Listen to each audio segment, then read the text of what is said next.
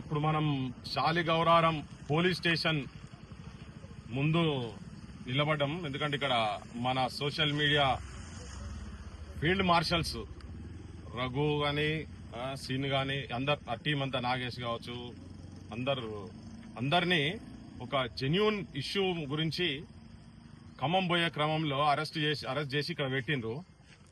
ఇది రజాకార్ల పాలనను తలపిస్తున్నది. కాసిం రజ్వీ నిజమైన వారసుడు ఎవరన్నా తెలంగాణలో ఉన్నాడు అంటే రేవంత్ రెడ్డి. రజాకార్ రేవంత్ రెడ్డి అని ఆయన నామకరణం చేయాలేమో నాకు అనిపిస్తుంది ఇప్పటి నుంచి. రజాకార్లు అంటే అవతల ఆయన రజాకార్ల వారసుడు అయితే ఇక్కడ ఉన్న షోయబుల్లా ఖాన్ వారసులు. అంత ఈజీగా ఏం వదిలిపెట్టేది ఏం ఉండదు. ముగ్గురు త్రిమూర్తులు కలిసి త్రిలింగాల నేల తెలంగాణను అవమానపరుచుకుంటా వాళ్ళ చేతులలో బందీగా పెట్టిండ్రు. ముగ్గురేమో ఖమ్మం జిల్లాలో ఉన్నటువంటి ముగ్గురు మంత్రులు, తర్వాత చంద్రబాబు నాయుడు, తుమ్మల నాయుడు, రేవంత్ నాయుడు. ఈ ముగ్గురు నాయుడులు కలిసి చెంచాగిరి ఎవరిది? చంద్రబాబు చెంచాగిరి రేవంత్ రెడ్డి చేస్తున్నాడు ఇక్కడ. ఈ చెంచాగాని నాయకత్వంలో ప్రజాపాలన ఎట్లున్నదంటే ఎంత అవమానకరంగా అంటే భారతదేశంలో ఒక ప్రధానమైన పిల్లరు మీడియాను, జ్యుడిషియరీ అనే ఒక పిల్లర్ను రెండింటిని బడి బాజార్లో గడ్డపారలు పెట్టి నరుకుతున్నారు వీళ్ళు. ప్రజాపాలన రాజ్యాంగం పుస్తకం చేతిలో పెట్టుకొని పోయినటువంటి రాహుల్ గాంధీ పార్టీకి సంబంధించినటువంటి ముఖ్యమంత్రి తెలంగాణలో. ఎందుకంటే కోర్టు ఆర్డర్లు ఉన్నాయి. ఇప్పుడు మనకేమైనా ఇబ్బంది అయితే, జనాలకు ఏమైనా ఇబ్బంది అయితే పోలీసు వాళ్ళు ఇంటలేరు, రాజకీయ నాయకులు ఇంటలేరు అంటే వీళ్ళందరికన్నా పెద్ద మనిషి ఎవరయ్యా, వీళ్ళందరికీ మొగోళ్ళు ఎవరని అంటే కోర్టు ఆర్డర్ ఉంటే ఏదైనా బంద్ కావాలి. అసొంటి కోర్టు ఆర్డర్ ఉన్న తర్వాత కూడా ఈ దొంగలు, భూ డకైట్లు, దీనికి బాస్ తెలంగాణలో బాస్ రేవంత్ రెడ్డి పక్క. ఆయన పొంగులేటి శ్రీనివాసరెడ్డి మాట్లాడుకుంటా నాకు తెలియదని కలెక్టర్ చెప్తుండు కదా. ఒకవేళ నీకు తెలియదు అనుకో, రాజీనామా చేయి. నీ జిల్లాలో నువ్వు మంత్రివి, రెవెన్యూ మంత్రివి. మళ్ళా రెవెన్యూ మంత్రికి తెలియకుండా ఖమ్మం టౌన్ లో అక్కడ నువ్వు తెచ్చేసుకుని కూర్చున్నావు కదా, అది నీదే కదా. నువ్వు రాజీనామా చేయాలి, లేదంటే ముఖ్యమంత్రి ఇంటికి అడగపోయి ధర్నా చేయి. నువ్వు సేమ్ బట్టి విక్రమార్క గారు కూడా చెప్తున్నా, నెత్తిలో కొట్టుకుంటేందుకు నీ డిప్యూటీ సీఎం పదవి. నీ జిల్లాలో ఒకవేళ నీకు తెలియకుండా జరిగితే మేమైతే అనుకుంటలేం. ఒకవేళ నువ్వు నిజంగానే మీకు తెలియకుండా జరిగేది ఉంటే మాత్రం ముఖ్యమంత్రి దగ్గర పోయి లొల్లి పెట్టుకోరు. మీరు ఇమ్మీడియట్ లొల్లి పెట్టుకోండి. వచ్చి ఏ గుడిసెలనైతే మీరు ఆడ గులగొట్టినరో వెలుగుమట్ల దగ్గర ఎంత ఘోరంగా అంటే ఒకరొకరు ఆ ఏడుపు ఇని గుండె పగిలికి నీళ్ళ మీద పడి కొట్టుకుంటారు పాపం. పైసా కూడగట్టుకొని కూలి పని చేసుకుంటోళ్ళు, వాళ్ళు చిన్న ఇంట్లో పాసి పని చేసుకుంటోళ్ళు, అట్టి పండ్లు అమ్ముకునేటోళ్ళు, ఉల్లిగడ్డలు అమ్ముకునేటోళ్ళు, ఇటువంటి పనులు చేసుకొని చిన్న పిల్లలు చదివించుకుంటారు. వాళ్ళ ఇళ్ళని చదివించుకుంటారు. పోనీ వాళ్ళకేదో పెద్ద ఆలిషాన్ కోట్ల ఆస్తి కావాలని కాదు వాళ్ళది. అది ప్రభుత్వ భూమి ఉండే. ఇవాళ కలెక్టర్ ఆఫీస్ ఆడికి వచ్చింది కాబట్టి ధరలు పెరిగినాయి. కలెక్టర్ ఆఫీస్ రాకముందు ఆడ తొండలు గుడ్లు పెట్టినాయి, బల్లులు గుడ్లు పెట్టినటువంటి జాగా అది. అటువంటి జాగాలో వాళ్ళు ఉన్నారు. ఉన్న తర్వాత అది కానూను ప్రకారంగా భూదానోళ్ళు డైరెక్ట్ వీళ్ళకి అలాట్మెంట్ చేసిండు. 1800 పైచిలుకు కుటుంబాలను ఇవాళ నిర్దాక్షిణ్యంగా పోలీసు బలము, మిలిటరీ బలము, సిఆర్పీఎఫ్ లను మొత్తం పెట్టి కొన్ని వేల మందిని దేశం మీద దండయాత్ర పోయినట్టు పోతురు. మొత్తం వరద లెక్క పోయి ఆడ కూర్చొని ఎందుకే మా బొడ్డలు అంటే భయం ఎందుకు, మరి రగంటే సీన్ అంటే వీళ్ళంతా ఎందుకు భయం, ఈ సోషల్ మీడియా అంటే భయం ఎందుకు? వాళ్ళ మెయిన్ స్ట్రీమ్ ఛానల్లో మొత్తం చూపిస్తున్నారు. ప్రజల లోపల ఇది పోతున్నది గట్టిగా. నిజమైన మీడియా జనం లోపల పోతుంది కాబట్టి వీళ్ళ వాక్కును తొక్కాలనే ప్రయత్నం మీరు చేస్తున్నారు కదా. మీరెంత దొక్కితే every action there is equal and opposite reaction అంటే ఎట్లయితే ఉన్నదో న్యూటన్స్ థర్డ్ లా పక్కా దీనికి కూడా రియాక్షన్ ఉంటది. అంటే ఇది ఒక మహా ఉద్యమం లెక్క తయారు కాబోతున్నది, ఒక నందిగ్రామ్ లెక్క కాబోతున్నది అనేది ఎప్పుడైతే వచ్చిందో వీళ్లకు భయం పుట్టింది, ఎన్ను పూసలా వణుకు పుట్టింది. కానీ అరే ఏం చేస్తారు అయ్యా, ఒక్క 62 ఎకరాలు ఇప్పుడు ఉన్నదైతే 32 ఎకరాలనే 31 ఎకరంలోనే కదా వాళ్ళు ఉన్నది.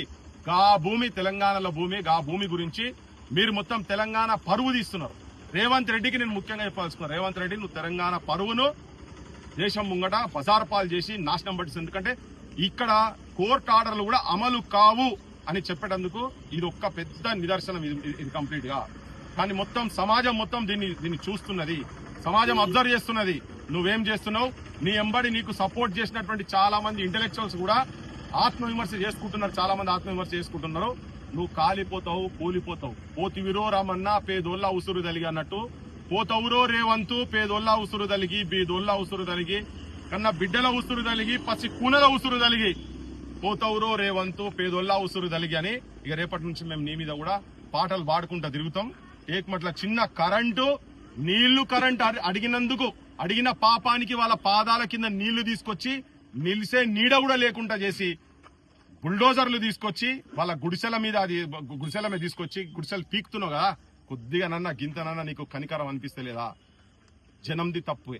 నిజంగా తెలంగాణ మీద పైసా ప్రేమ లేనటువంటి వాడిని, తెలంగాణ వ్యతిరేకం ఉన్నటువంటి వాడిని తీసుకొచ్చి ముఖ్యమంత్రి చేస్తే ఇలా మన జనాలు కళ్ళకెళ్ళి కన్నీళ్లు కాదు రక్తాలు కారుతున్నాయి. ఒక్కొక్కరికి గుండె శోకమై ఏడుస్తున్నది. అది చూస్తుంటే జనం మొత్తము ఇంత అన్యాయమా, ఇంత ఘోరమా అని. ఒక దిక్కు చంటి పాపను 2 నెలల పాపను కాల్తోను తన్నేటువంటి నీ సుట్టపొడత తన్నేటువంటిది ఒక దిక్కు కనబడితే, ఇక్కడ ఉన్న పిల్లలను వాళ్ళే 8-10 సంవత్సరాలకెళ్లి నీళ్ళే కూడా నానా గోసలు పడుకుంటా చిన్నపిల్లల కాడికెళ్ళి చదువుకుంటుంటే వాళ్ళను ఏదో మా బొట్టలో పోయి వాళ్ళకి ఏమైనా ఉపకారం జరగాలంటే ఇది మొత్తం వాళ్ళకు ఉన్న నీడ కూడా లేకుండా చేసినావు కదా.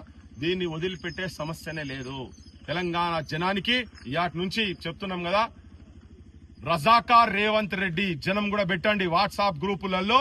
ఇగో ఈయనను రజాకార్ రేవంత్ రెడ్డి అని పెట్టాల్సిందే, లేకపోతే రజాకార్ రేవంత్ నాయుడు అని పెట్టండి. దీని తర్వాత ఈ సంఘటన జరిగిన తర్వాత ఇంకొకటి ఏం చెప్తున్నాడు, ఈ మీడియా మీద ఈ మధ్యలో బాగా మొన్న దొంతి రమేష్ కావచ్చు, ఎన్టీవీ చారి కావచ్చు, నువ్వు ఏమనుకుంటున్నావు మరి? నీ పాలనలో మొత్తం యవ్వని కాళ్ళు చెప్పేదేమో బయట ప్రజాపాలన, పచ్చి పిశాచుల పాలన, రాక్షస పాలన. నువ్వు ఒక మనిషివి కనుక అయ్యేది ఉంటే ఇటువంటి వాళ్ళకు స్వేచ్ఛ ఇచ్చి పోయి నువ్వు సరిదిద్దుకోవాల్సిన అవసరం ఉంటుంది. నువ్వు దిద్దుకోవు. నేను ఆల్రెడీ బ్రాండ్ చేస్తున్నాము, చేయాల్సింది ఇప్పటి నుంచి. ఏం ఒప్పుకుంటారా దీనికి? రజాకార్ రేవంత్ రెడ్డి అంటానికి రజాకార్ రేవంత్ నాయుడు అంటారా? రజాకార్ రేవంత్ నాయుడు అని రేవంత్ రెడ్డి తెలంగాణ ముఖ్యమంత్రి. ఇక నీకు ఎన్ని రోజులు ఉన్నదో నీకు స్టార్ట్ అయింది, ఇప్పటి నుంచి స్టార్ట్ అయింది. ఆల్రెడీ చాలా రోజులే స్టార్ట్ అయ్యి, కానీ నువ్వు రోజు రోజుకు ఇంకింత నీ లోపల ఉన్నటువంటి రాక్షస లక్షణాలను, రాక్షస గుణాలను బయటి సమాజానికి చూపిస్తున్నావు. రాబాందుల రాజ్యంలో రాకాసుల మూకలల్లా జనం బతికే పరిస్థితి ఉండదు. నిన్ను ఇంటికి పంపించుడే, రాజకీయంగా నిన్ను బొందబెట్టుడే.